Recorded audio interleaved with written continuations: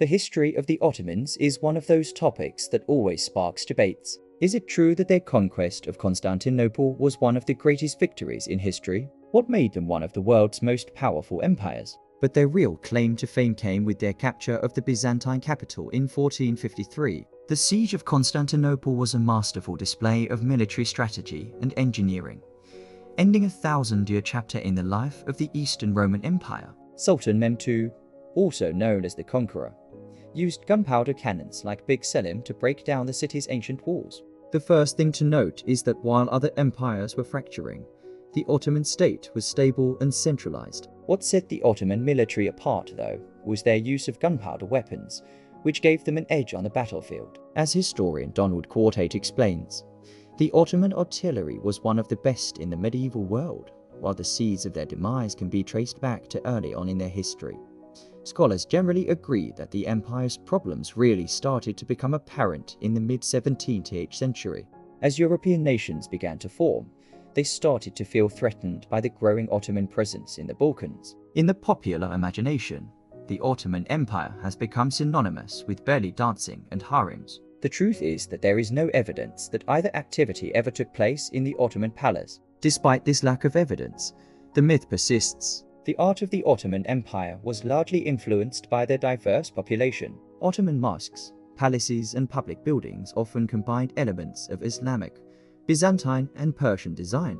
These gardens were not just beautiful and relaxing places to stroll.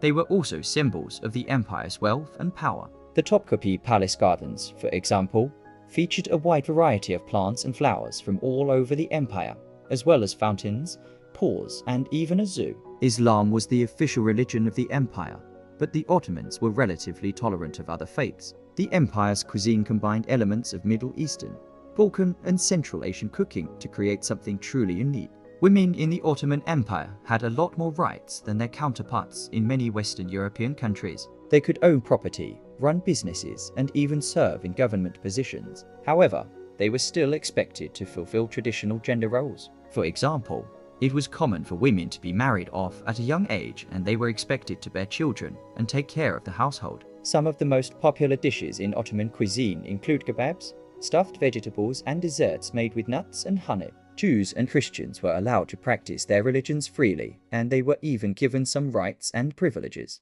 In fact, the Ottoman Empire's treatment of minorities was far more progressive than that of many Western European countries at the time. One of the most famous examples of Ottoman architecture is the Hagia Sophia. And how did they spend their free time? Daily life in the Ottoman Empire varied depending on your social class.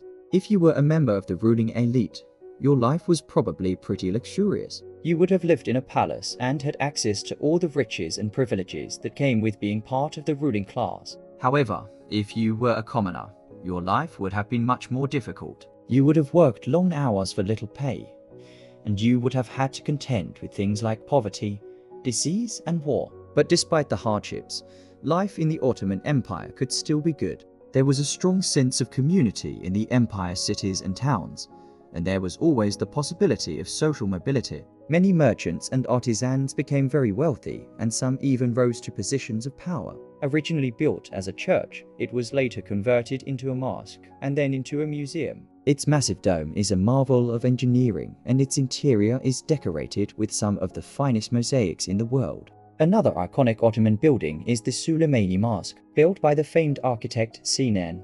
It is considered to be one of the greatest achievements of Islamic architecture. As we mentioned earlier, the Ottomans were very tolerant of other religions and cultures, and this is reflected in their art. For example, Ottoman carpets often feature designs that symbolize the union of Islam and Christianity. Similarly, their metalwork often incorporates both Islamic and Christian motifs. In addition to being influenced by other cultures, Ottoman art was also very innovative. For example, the empire's renowned ceramic industry produced some of the finest porcelain in the world, and their glasswork was so exquisite that it was exported all over Europe. Perhaps it is because the Ottoman Empire was seen as a decadent, sexually charged place. Or maybe it's because the West has a long history of demonizing the Middle East. Whatever the reason, the myth of the harem has stuck and continues to influence how people think about the Ottoman Empire. The Greeks, for example, were eager to throw off the yoke of Ottoman rule and establish their own independent state. and they had good reason to feel this way. Under Ottoman rule, they were second-class citizens. They were forced to pay higher taxes than Muslims, and they were banned from owning property or serving in the government. So in 1821, the Greek War of Independence broke out. And despite the Ottomans' best efforts, the Greeks won their freedom and established the modern state of Greece. This was a major blow to the Ottomans, and it would have a profound impact on the future of the empire. The first major blow came when the Ottomans lost the Battle of Karansibes in 1667.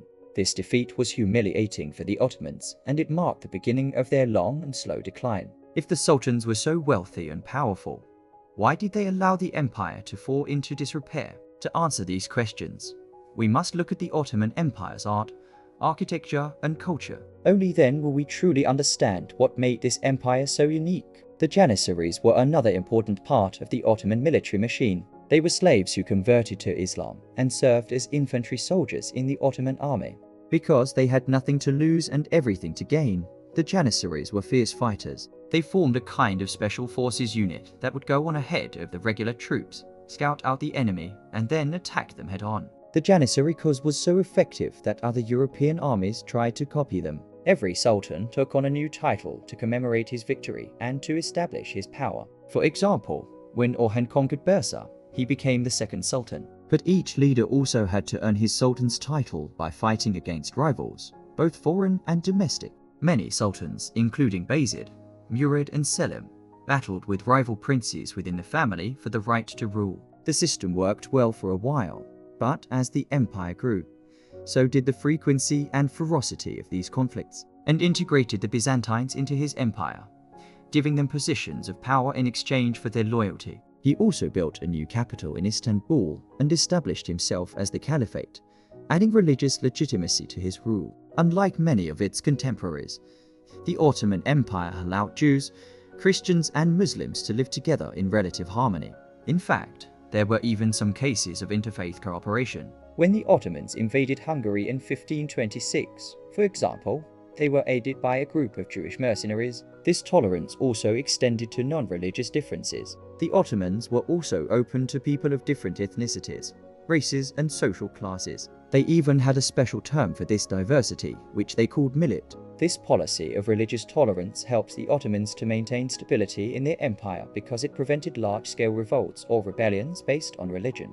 And how did they go from being a respected cultural force to becoming an international laughingstock? We're going to answer these questions and more today. This is the complete story of the Ottomans. Formed in 1299 by Osman Bey and his followers, this Turkish tribe established themselves in Anatolia after migrating from Central Asia. But as the Ottomans grew, so did the pains of maintaining such a large and diverse empire. By the 16th century, it stretched from North Africa through the Middle East and into Southeast Europe. As ruler of the Orthodox Christian Balkans, the Muslim Ottomans often found themselves at war with the rest of Christianity. After conquering Belgrade in 1521, King Louis II of Hungary appealed to Pope Clement VII for help against the infidels. This marked the beginning of the long and bloody battle between the two religions for dominance in Europe. While Suleiman the Magnificent brought the Ottoman Empire to its greatest territorial extent, he also expanded their navy to control the seas. This allowed him to plunder the wealthier nations of Europe, including the sack of Rhodes in 1522, where he seized vast treasures and enslaved thousands. Other rulers during this period, like Selim the Grim, conquered vast amounts of land too, like Egypt and Yemen. But it was also a time of great cultural achievement. The construction of the magnificent Suleimani Mosque and the refurbishment of Hagia Sophia are just two examples of how the Ottoman Empire blended Islamic and Byzantine styles to create something uniquely beautiful. But what was the secret to the Ottoman success? What made them such a formidable foe? Another reason for the Ottoman success was their army. It was a combination of highly trained infantry soldiers and elite cavalry. But perhaps the greatest reason for the Ottoman Empire's success was the fact that it was incredibly tolerant of other religions and cultures. So what led to the decline of this great empire? How did it go from being a respected cultural force to becoming an international laughingstock? Another reason for the Ottoman Empire's decline was the rise of nationalism. However, before we get into the collapse of the Ottoman Empire, we must address one elephant in the room. But what about the sultans themselves? How did they live? What were their interests? And how did they spend their time? In order to understand the Ottoman Empire, we need to take a closer look at their art and architecture. The architecture of the Ottoman Empire is another example of how the empire blended different cultures. Finally, we must not forget about the gardens of the Ottoman Empire. Now, let's move on to the next question. What was daily life like in the Ottoman Empire? What did people eat? What kind of jobs did they have? One of the most important aspects of life in the Ottoman Empire was religion. The food of the Ottoman Empire was also a reflection of its diversity. Finally, we must not forget about the role of women in Ottoman society. And there you have it, the complete story of the Ottoman Empire. If you enjoyed this video, please like and subscribe for more historical tales. Thank you for watching.